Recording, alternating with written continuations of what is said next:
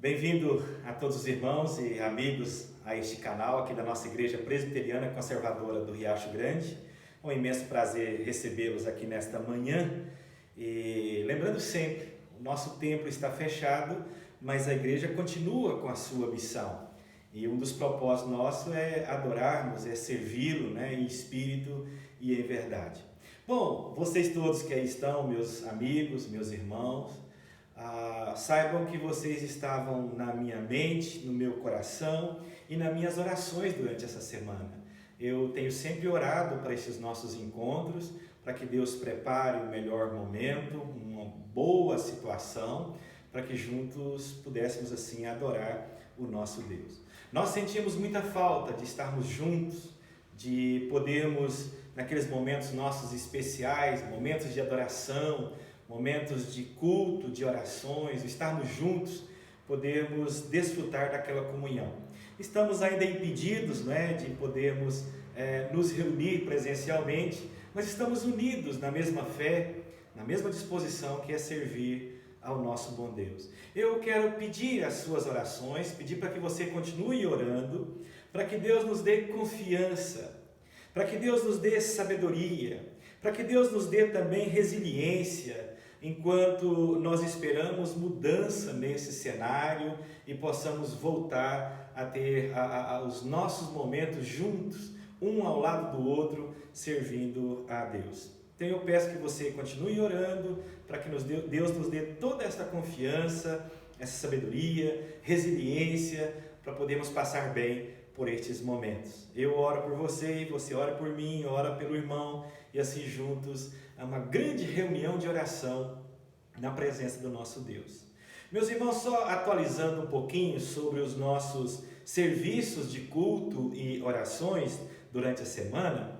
Então, pensando hoje como domingo nós continuamos com as nossas atividades online aqui neste canal, agora às 9 horas da manhã e também às 19h30 à noite, com um momento como esse de adoração, de reflexão na palavra de Deus. Nas terças e quintas-feiras, nós temos um momento de reunião de oração, um momento ao vivo, um momento em que há interação, onde os pedidos de orações são apresentados e nós podemos orar juntos. Então, terças e quintas-feiras, às 20 horas. O Ministério Infantil, vamos chamar assim de Ministério Infantil, de adolescentes e de jovens, os nossos professores têm se empenhado muito para preparar material, preparar estudos, criarem oportunidades para que possam crescer em Cristo Jesus por meio de atividades e devoções online a cada semana. Então o nosso time aí tem trabalhado muito, tem se dedicado para preparar meios através dos quais ajude as nossas crianças, juvenis e jovens a crescerem mais na sua vida com Deus.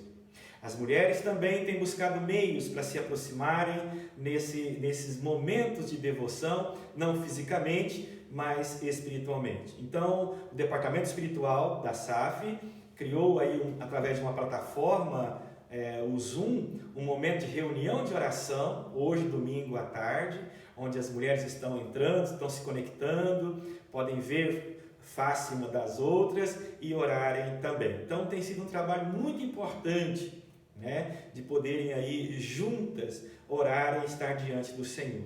Temos também o nosso grupo de WhatsApp, o grupo da igreja, tem sido o nosso canal de comunicação direto, ali da igreja, e ali muitos irmãos, isso nos alegra muito.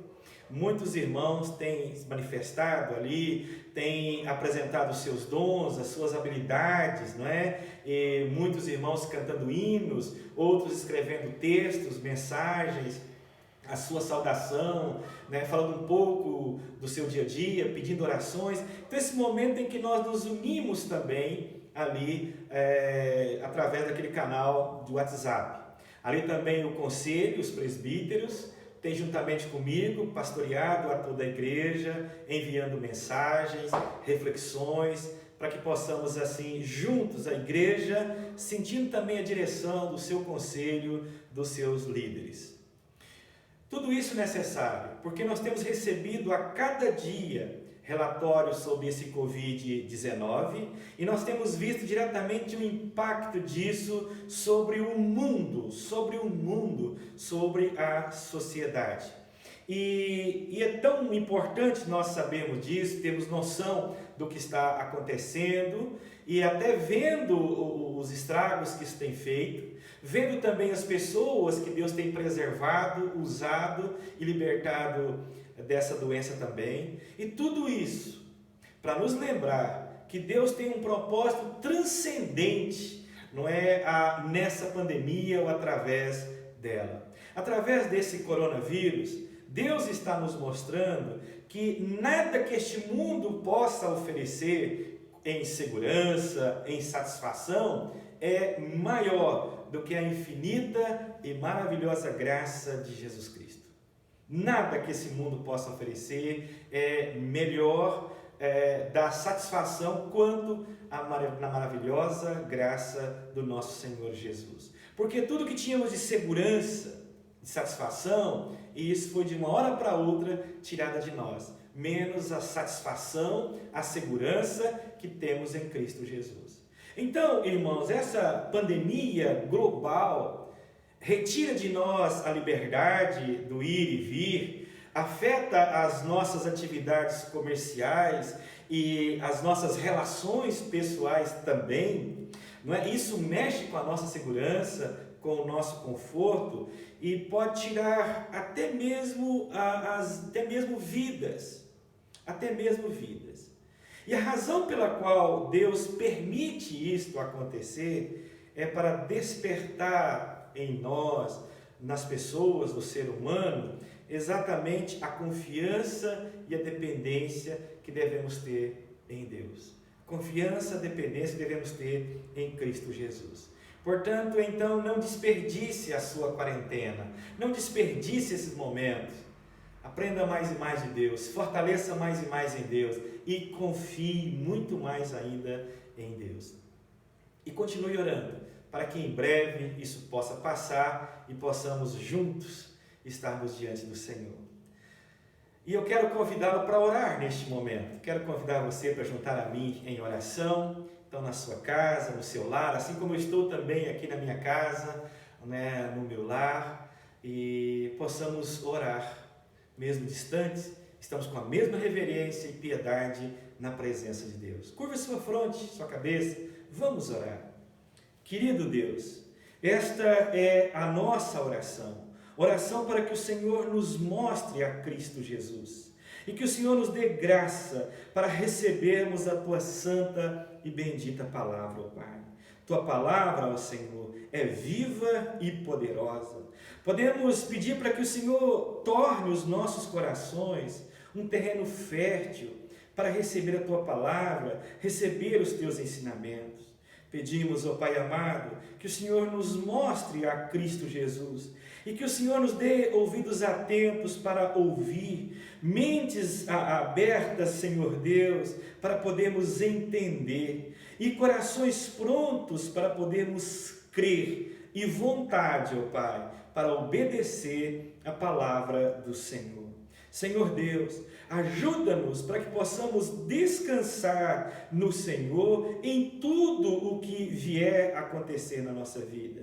Que possamos descansar, refugiar no Senhor, ó Pai amado. Senhor Deus, ensina-nos a confiar no Senhor, dê-nos paciência, disposição para servir, ó Pai amado. Abençoa os que estão aflitos, ó Senhor Deus. Levante aqueles que estão prostrados, desanimados. Supra as necessidades daqueles que estão em falta, ó Pai amado. Opere nos lares, ó Senhor Jesus, operando através da vida de cada um, para que diante do Senhor tenham forças, possam suportar um ao outro e crescer diante do Senhor, fortalecidos, unidos como realmente uma família que crê no Senhor Jesus, ó Pai. Pedimos para aquelas famílias que não são completas em Cristo Jesus e vivem dias talvez mais aflitivos, onde uma parte não crê no Senhor, onde uma parte não espera no Senhor, e às vezes causa muito mais aflições ainda a um coração que já está aflito, ó Pai. Senhor Deus, entre com a Tua providência, com o Teu socorro bem presente nessas horas de angústias, de tribulações, e dê da Tua paz, dê da Tua graça, do Teu poder salvador, ó Pai. Visite os hospitais, ó Senhor Jesus. Opere sobre aqueles que estão internados, aqueles que estão acamados, muitas vezes nem com a sua consciência normal, porque estão sedados, mas que o Senhor opere, Senhor Jesus, que o Senhor opere nos seus familiares, dando estrutura para esse momento, ensinando sobre o amor, sobre a perseverança e sobre o confiar e entregar ao Senhor, ó Pai. Levante, Senhor Deus, aquele que está caído, levante, Senhor Deus, aquele que está desanimado, e abra os olhos de todos nós para podermos ver as Tuas maravilhas em meio a esse mundo tão caótico, ó Senhor Deus. Abençoe cada lar, cada pai, cada mãe, cada jovem, cada criança, ó Senhor Deus. Dê-nos da Tua graça, dê-nos do Teu amor. Nós oramos em nome de Jesus. Amém, Senhor Deus. Graças a Deus, podemos mais uma vez aí orar, falar com o nosso Deus. Bom, eu quero convidá-lo para meditar na Palavra de Deus, num texto que se encontra na primeira carta de Paulo aos Tessalonicenses, capítulo 5. Primeira carta de Paulo aos Tessalonicenses, capítulo 5. Leremos os 11 primeiros versos. Por favor, primeira carta de Paulo aos Tessalonicenses, capítulo 5, do verso 1 ao verso 11. Lembrando, né, mesmo que você está no aconchego do seu lar, não é, e tudo, mas deixe outras atividades, né, e foque unicamente neste momento de adoração ao Senhor. Pega a sua Bíblia, marque aí com o seu caderno, se você quiser anotar, não é? Mas acompanhe, por favor. 1 Tessalonicenses, capítulo 5, verso 1 ao verso 11. Diz assim: Irmãos, relativamente aos tempos e às épocas, não há necessidade que eu vos escreva, pois vós mesmos estáis inteirados com precisão de que o dia do Senhor vem como ladrão de noite. Quando andarem dizendo paz e segurança, eis que lhes sobrevirá repentina destruição, como vem as dores de parto, a que está para dar à luz, e de nenhum modo escaparão.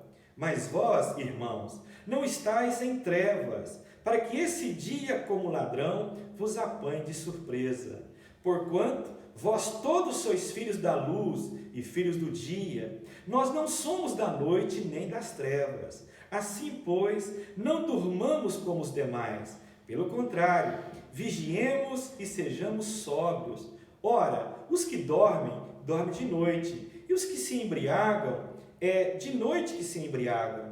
Nós, porém, que somos do dia, sejamos sóbrios, revestindo-nos da couraça da fé e do amor, e tomando como capacete a esperança da salvação. Porque Deus não nos destinou para a ira, mas para alcançar a salvação, mediante o nosso Senhor Jesus Cristo, que morreu por nós, para que, quer vigiemos, quer durmamos, vivamos em união com Ele.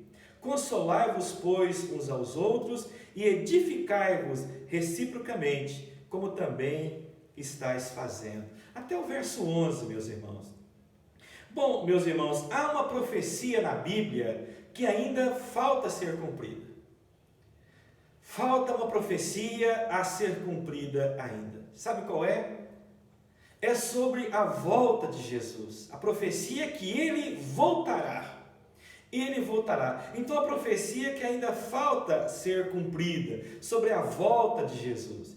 E este evento será tão importante, que existem mais de 300 referências na palavra de Deus relacionadas à volta de Jesus e então o fim, a consumação de todas as coisas. a consumação de todas as coisas. E todos os caminhos da história e da profecia convergem para este momento, para a consumação de todas as coisas e a volta do Senhor Jesus. E a pergunta que se faz é: quão perto nós estamos do dia da volta do Senhor Jesus? Do fim do mundo, da consumação de todas as coisas. Como é que vai se dar esse dia? Como é que o mundo vai acabar? E aí as pessoas têm as suas respostas, têm as suas considerações, não é? E dependendo da época, dependendo do momento, cada um tem a sua posição. Bom, a Bíblia também fala sobre isso. Por exemplo, a Bíblia diz que o fim de todas as coisas está próximo. Isso na primeira carta de Pedro, capítulo 4, verso 7. Jesus também disse assim: sim, venho em breve, amém, vem Senhor Jesus. Isso em Apocalipse 22, verso 20. Paulo escreveu aos Romanos: chegou a hora de vocês despertarem do sono, porque agora a nossa salvação está mais próxima do que quando nós cremos. Romanos 13, verso 11. E aqui na primeira carta de Paulo aos Tessalonicenses, Paulo está lembrando algumas coisas aos Tessalonicenses. Certamente eles perguntaram sobre a vinda de Jesus e a consumação de todas as coisas, e Paulo lembra aqui algumas coisas, e ele diz: são coisas que vocês já sabem.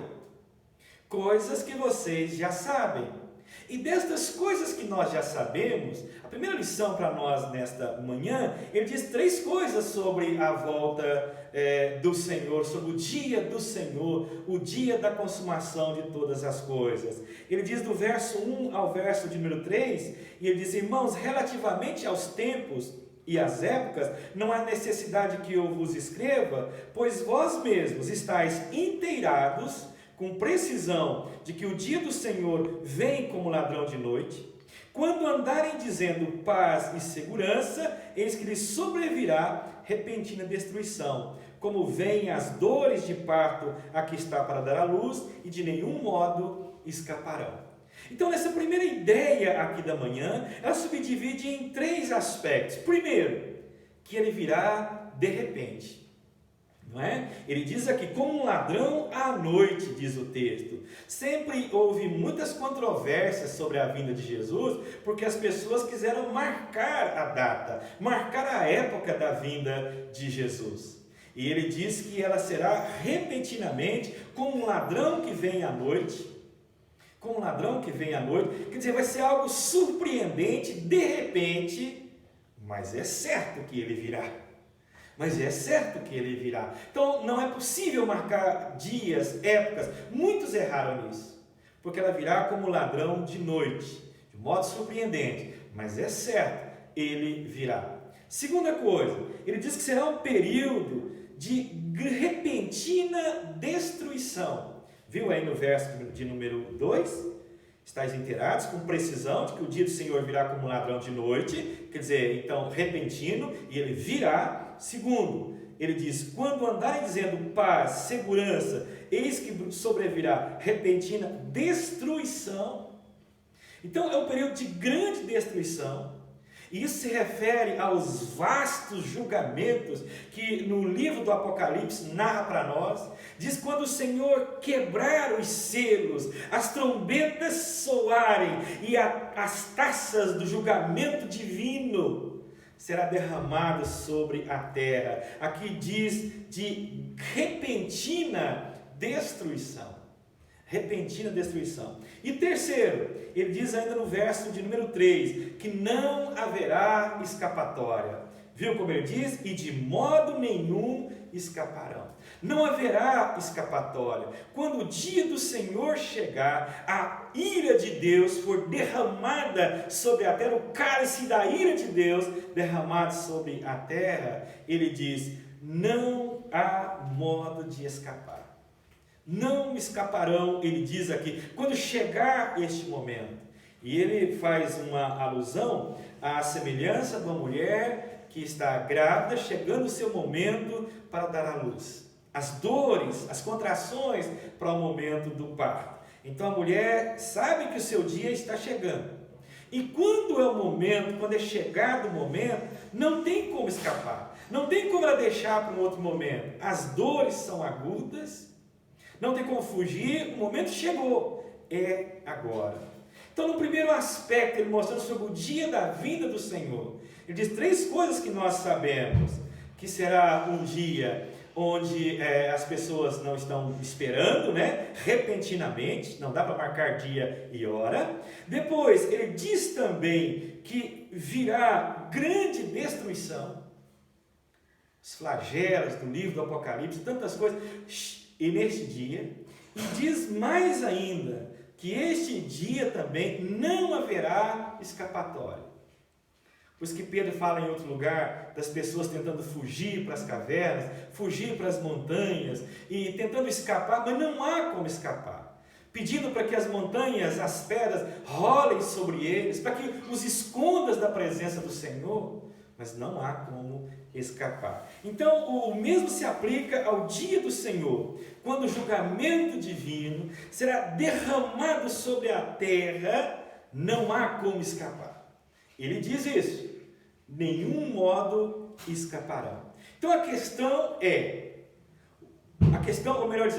não é o que você fará pelo Senhor amanhã. A verdadeira questão é, você viverá para Cristo hoje, agora? Não há como escapar naquele momento. A segunda ideia para nós nesta manhã, verso 4 ao verso de número 5, ele diz: mas vós, irmãos, não estáis em trevas, para que esse dia como ladrão vos apanhe de surpresa. Porquanto vós todos sois filhos da luz e filhos do dia. Nós não somos da noite nem das trevas. Assim, pois, não durmamos como os demais. Pelo contrário, vigiemos e sejamos sóbrios. Ora, os que dormem, dormem de noite. Os que se embriagam, é de noite que se embriagam. Nós, porém, que somos do dia, sejamos sóbrios, revestidos da couraça da fé e do amor, e tomando como capacete a esperança da salvação. Então, a segunda ideia para nós nesta manhã, Paulo aponta aqui, neste momento, as respostas das pessoas quanto a esta profecia da volta de Jesus. E ele fala de 2 respostas aqui, se os irmãos perceberam, né? Quanto à volta de Jesus. É a mesma coisa, enquanto prego, enquanto falo sobre a volta de Jesus, e pessoas reagem de modo diferente. Paulo fala que há 2 respostas. Primeiro, há aqueles que ignoram esse fato e outros que se preparam diligentemente para esse dia. Então, 2 respostas, 2 atitudes. Aqueles que ignoram e aqueles que se preparam para esse dia. Então, primeiro, aqueles que ignoram. Primeira resposta, #indiferença. #indiferença. Então, ao falar dessa questão aqui, há a indiferença. Muitos indiferentes. E para o indiferente, Paulo usa metáforas interessantíssimas, não é? E ele diz assim, primeiro que eles estão como que na escuridão, praticando as coisas da noite, das trevas, não é? E ele fala sobre isso, o verso 4, em trevas. Então, para falar daquele que vive diferença, fala que ele vive como na escuridão, nas trevas. Escuridão na Bíblia é uma metáfora para estar longe de Deus, porque Deus é luz.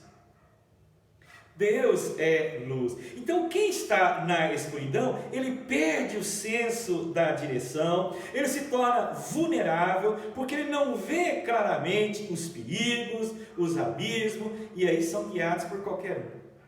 Quando a gente está à noite, em lugar escuro, que não conseguimos ver, qualquer pessoa que se oferecer o ombro, a gente pega e se deixa guiar.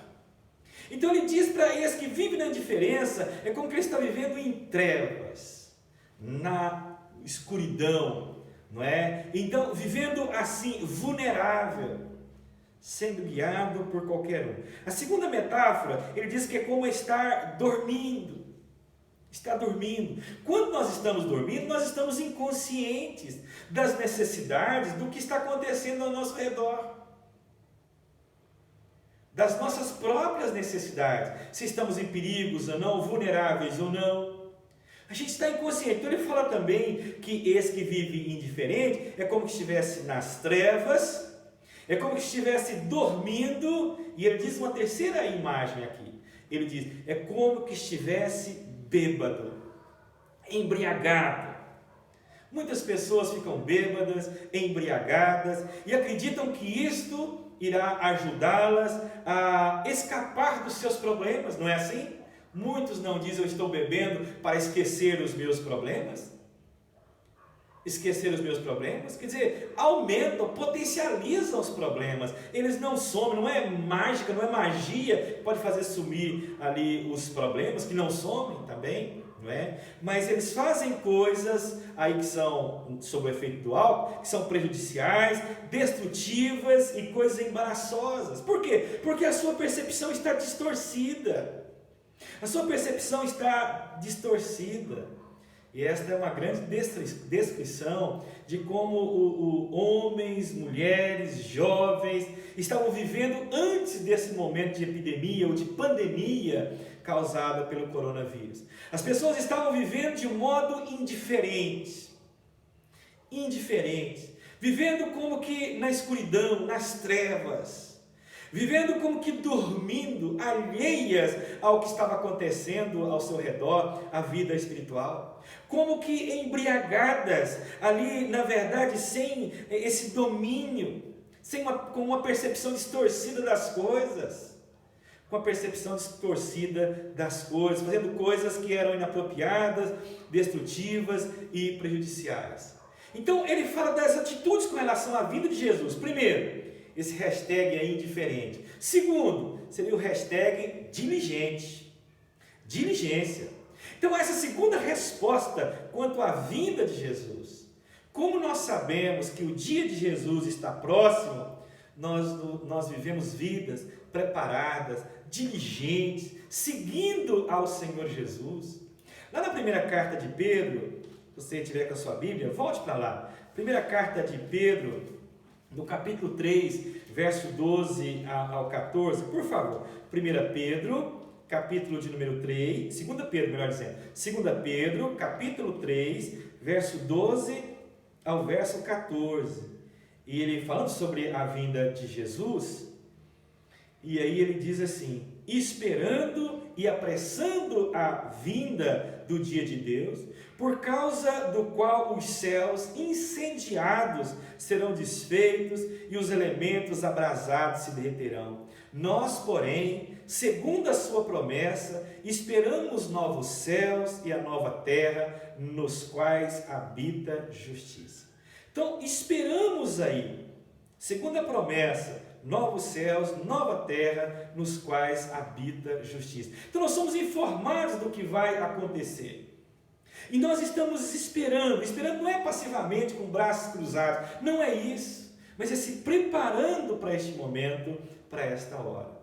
E aí, voltando ao nosso texto aqui de Tessalonicenses, capítulo 5, os versos que nós já lemos, e aí verso 6 até o verso 8, Paulo nos dá algumas dicas de como fazer isso, de como estarmos preparando para este momento, para esta hora. Ele diz que nós devemos estar espiritualmente acordados, não dormindo, né? Ele fala isso, devemos estar alertas, acordado é estar alerta, porque o inimigo ataca sem parar. O que ele está dizendo aqui é que nós devemos estar atentos, o inimigo ataca sem parar. Então, estamos atentos. Segundo, devemos ter esse autodomínio de não embriagados, portanto sóbrios, quer dizer, estar sóbrio nos faz viver sabiamente, com discernimento das coisas. Lembra da última oração da Bíblia? Lá em Apocalipse capítulo 22, verso 20 e 21. Certamente venho sem demora. Amém. Vem Senhor Jesus. A graça do Senhor Jesus seja com todos. Então é sabiamente, com discernimento, que Ele vem e vem sem demora. Então isso deve fazer parte da vida cristã, parte da nossa vida, uma santa expectativa quanto ao seu retorno, e assim viver vidas controladas, vidas moderadas, né? Então, primeiro, estar acordado, ou seja, aí o inimigo atacando, então devemos estar alertas. Segundo, com autocontrole, sóbrios, não como embriagado que não tem domínio, mas com prudência. E terceiro, Paulo nos chama para cultivar aí a fé e a esperança. Cultivando a fé e a esperança. Nós vivemos em um mundo hostil com relação às coisas de Deus. Hostil com relação à fé. É uma batalha que é travada ao nosso redor e principalmente atacando o nosso coração e a nossa mente. Atacando o nosso coração e a nossa mente. Quantos começaram a preencher as suas mentes com coisas alheias a Deus, de repente começa até a blasfemar de Deus? Quantos outrora corações maleáveis, corações bondosos, generosos, cheios de fé e esperança, de repente corações duros, insensíveis. Duros, insensíveis. Então ele fala aqui para nós, Paulo, em terceiro lugar, do hashtag diligentes. Então é não estar dormindo, portanto acordados, não embriagados, portanto sóbrios, com autodomínio, e depois cultivando a fé e a esperança. Ele diz isso aqui para nós nessa batalha. Não é? A vida de fé, ela nos ajuda e nos ensina a confiar em Deus, entregar a nossa vida a Deus, confiar não nos nossos próprios entendimentos, mas confiar no Senhor. Verso 8: nós, porém, que somos do dia, sejamos sóbrios, revestidos da couraça da fé e do amor, e tomando como capacete a esperança da salvação.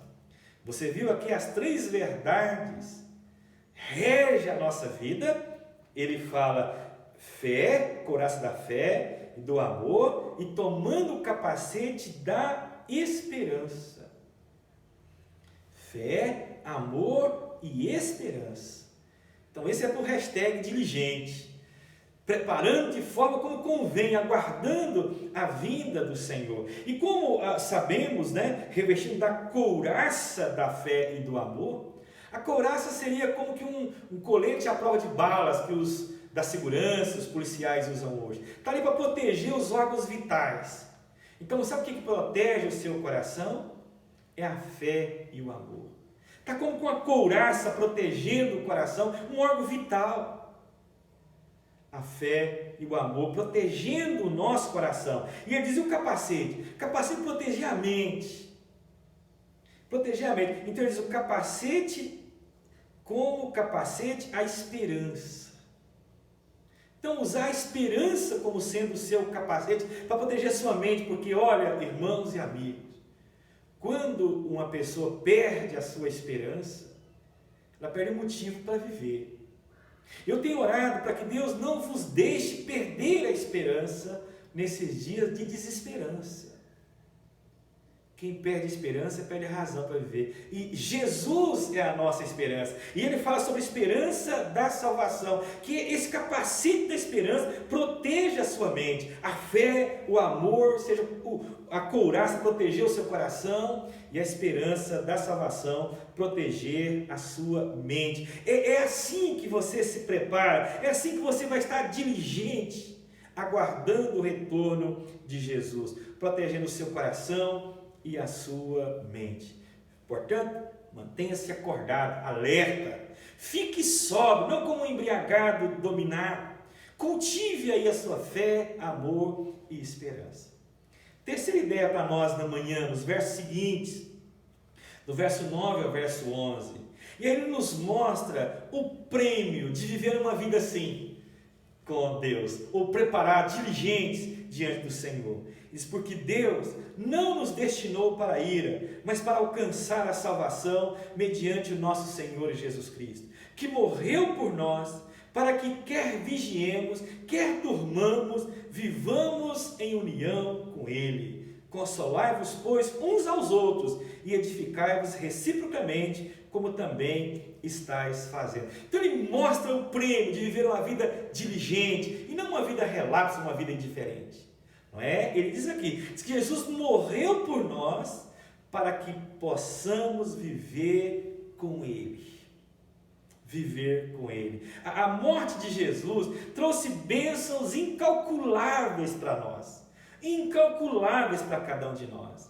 E uma dessas coisas é o que Paulo coloca aqui, porque quando Ele morreu, Ele não nos destinou para a ira, mas para alcançar a salvação mediante o nosso Senhor Jesus Cristo. E falando do viver no futuro, na glória, na presença do nosso Deus. E é interessante que poderíamos usar aqui, até falando da questão da certeza do nosso destino final, né?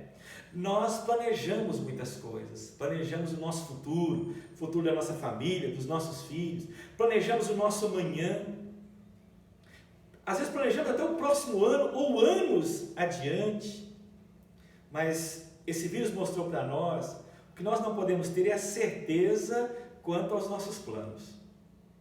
Dentro de um mês, ou um mês atrás, ou 2 meses, todos os nossos planos, os nossos projetos tiveram que mudar, datas tiveram que ser alteradas, casamentos mudados, aniversários, festas canceladas.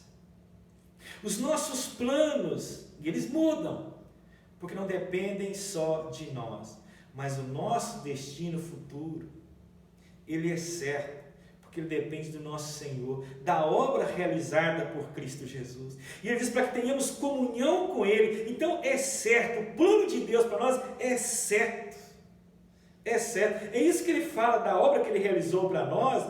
E ele diz exatamente, Deus não nos destinou para a ira, mas para alcançar a salvação mediante o nosso Senhor Jesus Cristo. Ele morreu por nós, para que quer vigiemos, quer durmamos, vivamos em união com Ele.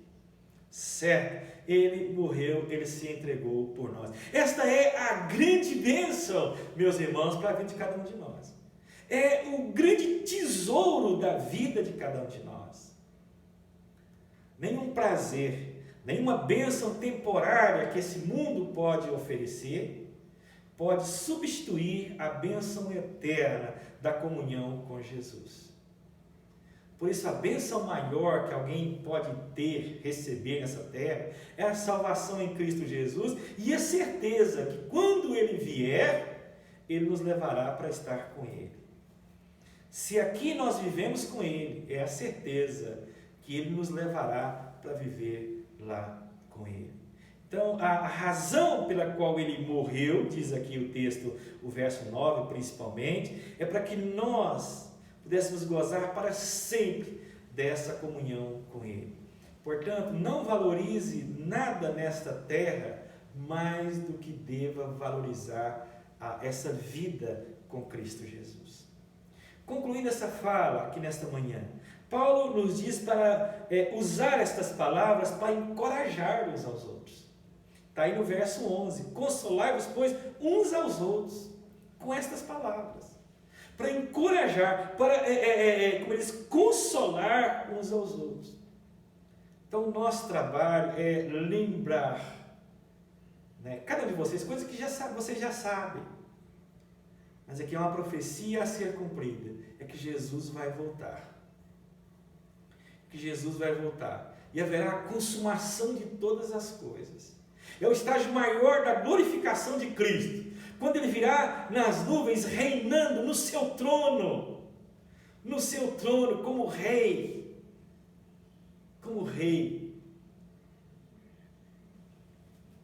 e nós devemos encorajar uns aos outros, consolar uns aos outros. Nosso trabalho, lembrar, olha, permaneça acordado, diz respeito a estar atento, né? Permaneça sóbrio, na ideia de não estar com o seu senso dominado por outras coisas, no caso da bebida alcoólica, mas sim pelo Espírito Santo. Continue fazendo coisas que resultarão no sorriso do Senhor no dia do julgamento. Viva com essa expectativa da vinda do Senhor. Porque, meus irmãos, nós temos visto tudo nesta vida